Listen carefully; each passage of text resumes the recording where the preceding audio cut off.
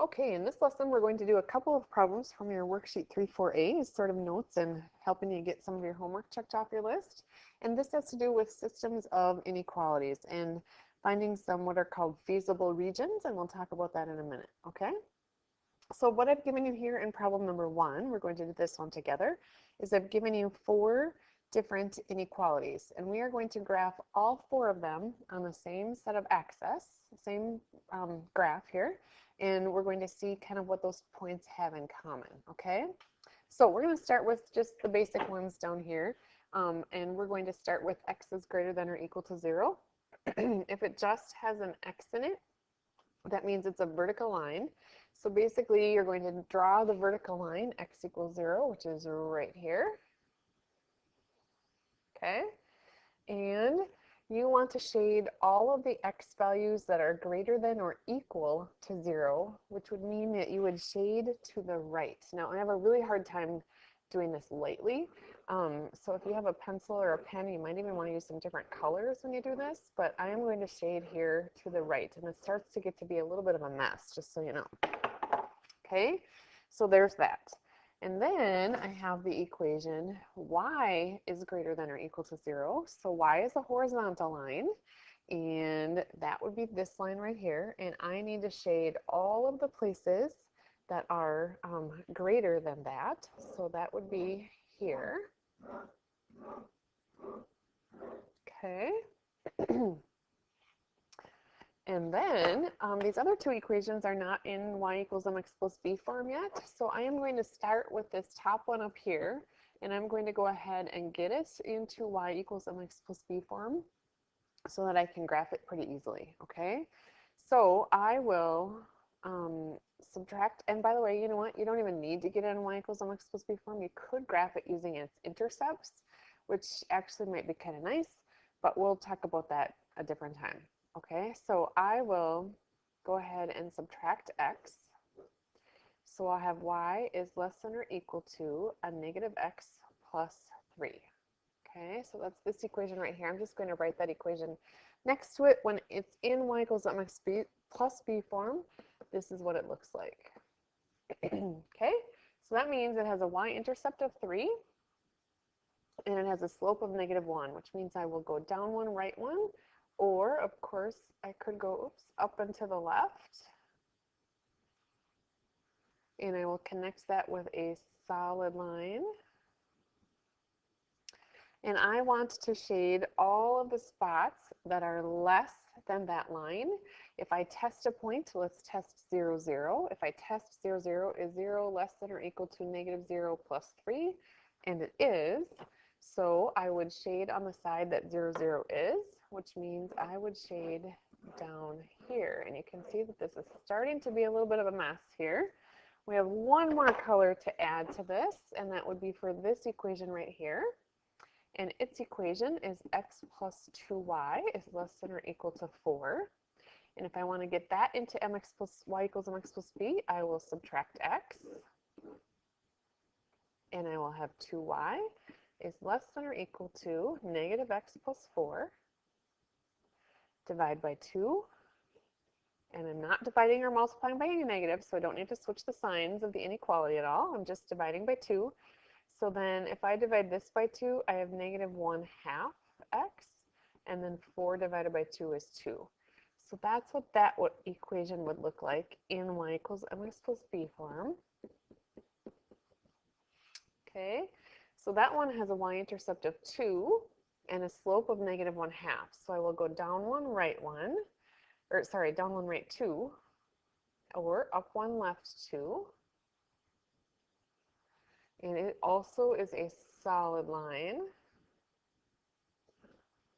And it also is a less than symbol. If I plug the point 0, 0 in, 0, 0 would fit that bill because 0 is less than or equal to -1/2 times 0, which is 0, plus 2. 0 is less than or equal to 2.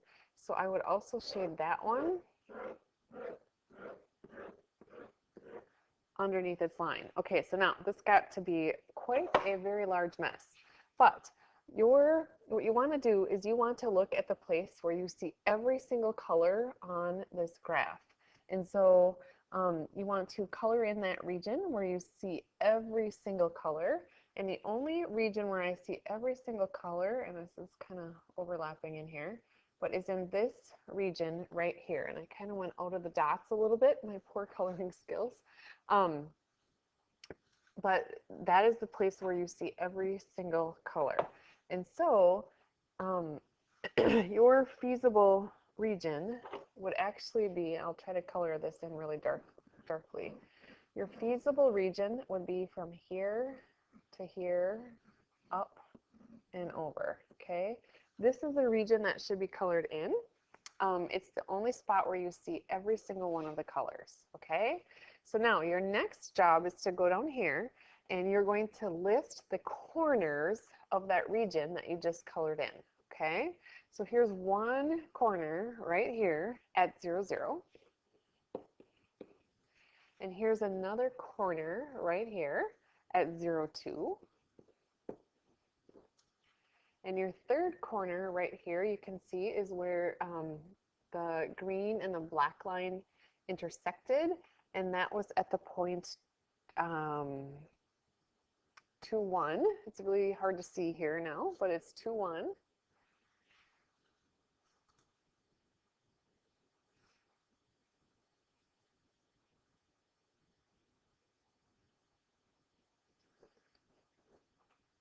Okay, and then we've got one more spot right here where it intersects, and that would be at the point 3, 0.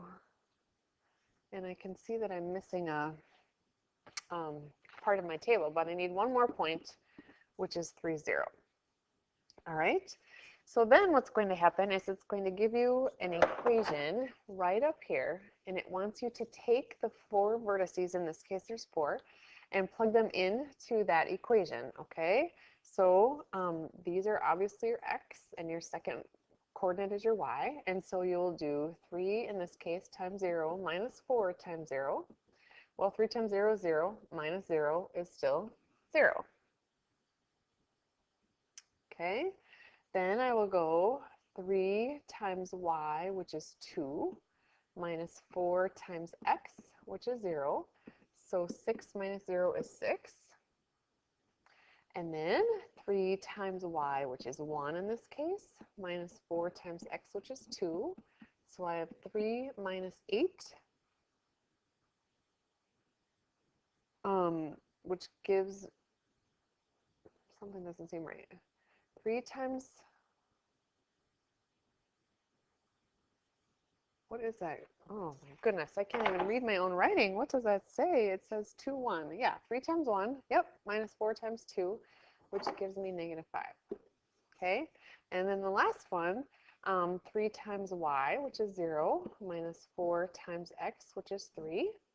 So I will have 0 minus 12, which is negative 12. Okay, so then what you need to do is you need to find the min and the max. And so you're looking for the biggest and smallest numbers over here. So my biggest number right here is 6. That's my max. And my smallest number over here would be negative 12, which would be my min. Okay, so you're just kind of needing to identify those things as part of this process. Okay, so that was number 1. And next we're going to do number 5 together. And these also have 3 equations this time. And these are also inequalities. And so you're going to graph them and you're going to look for the feasible region. And then you're going to plug them into a function that will be given to you. Okay, so here we go. Let's take this first one, which would be right here. I'm going to get this into y equals mx plus b form first. So I will subtract x. Don't need to switch the direction of the inequality because I'm not multiplying or dividing by a negative. So that's what that one looks like. I'm going to go ahead and graph that right away. I have a y-intercept of 2, and I have a slope of negative 1, which means, of course, I will go down 1, right 1, or up and left. Okay, I will connect that with a solid line because it's underlined. And then it's a greater than symbol. So I can either test a point or kind of know my shortcuts. As long as it's in y equals mx plus b and it's a greater than symbol, I should be able to shade above that line. Okay, so there's that equation.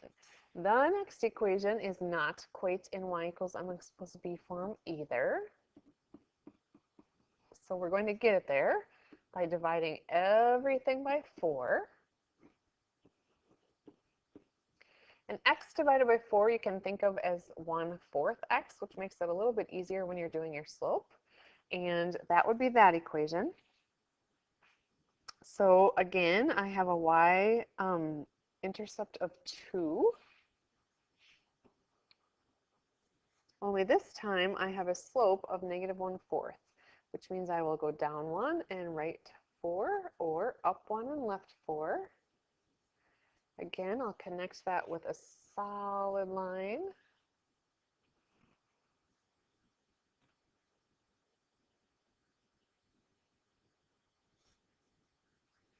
And I would want to shade, oops, I just did that wrong. I would have a positive 1/4 slope, not a negative 1/4 slope.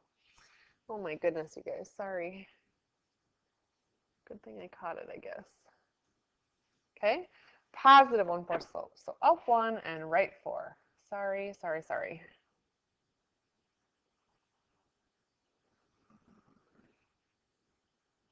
There we go. And then I want to shade underneath it because it is less than. All right, and then the very last equation is already in y equals mx plus b form. That one has a y-intercept of -5 and a slope of +2. I'm going to get this right this time. So up to right 1.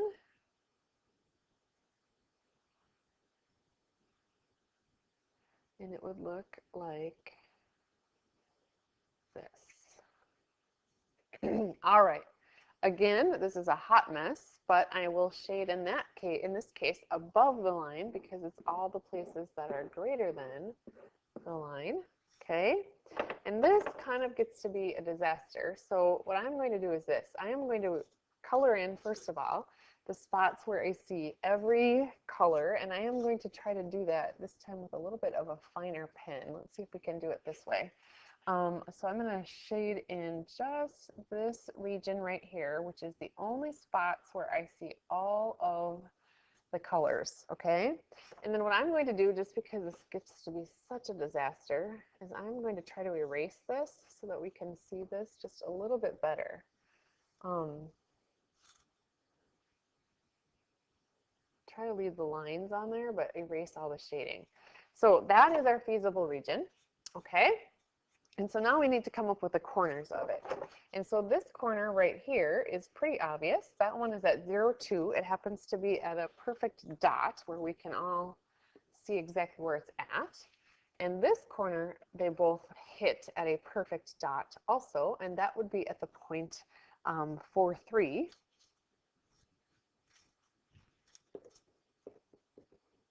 Okay. The problem is this dot is not at a perfect corner. And so I have to figure out what that dot is by using systems to solve it. I want you to notice that it's where the green line and the blue line intersect, where the green line and the blue line intersect. So here's my green equation, and I'm just going to pretend that it's equals for right now. I'm going to ignore the inequalities, okay? And my blue line then had the equation y equals 2x minus 5. Okay, so I need to go ahead and solve that system. I am going to do that with substitution. So I am going to take this and plug it in over here. Okay, and I know that these are not going to be nice, pretty numbers. I'll just tell you that right now. When I plug that in, it looks like this. 2x minus 5 equals negative x plus 2. I will add the x over, and then I will add the 5 also. So I have 3x equals 7. When I divide by 3, that means I get x is 7/3. So not a very pretty number, but x is 7/3 at that spot. And then I'll go ahead and plug that in. And I will have y is 2 times 7/3 minus 5, or 14/3 minus 5. Right now this is 5 over 1, so I need to get common denominators and make this be 15/3, which makes that be -1/3. Okay, so my y would be -1/3. So this point right here is 7/3 and -1/3. It's not a pretty number, but it works. So if it's not a perfect dot, that's what you're going to have to do, is you're going to have to solve with either substitution or elimination of some form. Okay? Then remember, this function for today will always be given to you. Eventually, these are all going to be word problems, and you're going to have to come up with a function that you would plug things into. But for today, these are going to be given to you just so that we can practice this. And so sometimes people ask me, how do I get that function? When it's applicable, you'll be able to. For right now, they're just going to be given to you. Okay? So we're going to plug our coordinates into that now. So I will do 4 times x, which is 0 in this case, plus 3 times y, which is 2 in this case. And when I simplify all of that, I get 6. And then I'll go to the next one. 4 times 4 plus 3 times 3. So 16 plus 9 gives me 25. And then 4 times 7/3 plus 3 times -1/3. And you can go ahead and stick that into your calculator if you want, or you can simplify it. I have 28/3, and then 3 times -1, because this is 4 over 1, by the way, right? So multiply across the top, multiply across the bottom. So 28/3, and then 3 times -1/3 would be -1. If you get that to be common denominators, right now this is 1 over 1, so I would make that be 3 over 3. And 28/3 minus 3/3 then would be 25/3. Okay, and 25/3 is about 8 1/3, or it is 8 1/3. Okay, so if you need to find your min and your max in this case, the biggest number obviously is 25. 6 is smaller than 25/3 because 25/3 is 8 1/3. So this would be your min. Okay, and that should do it for this lesson.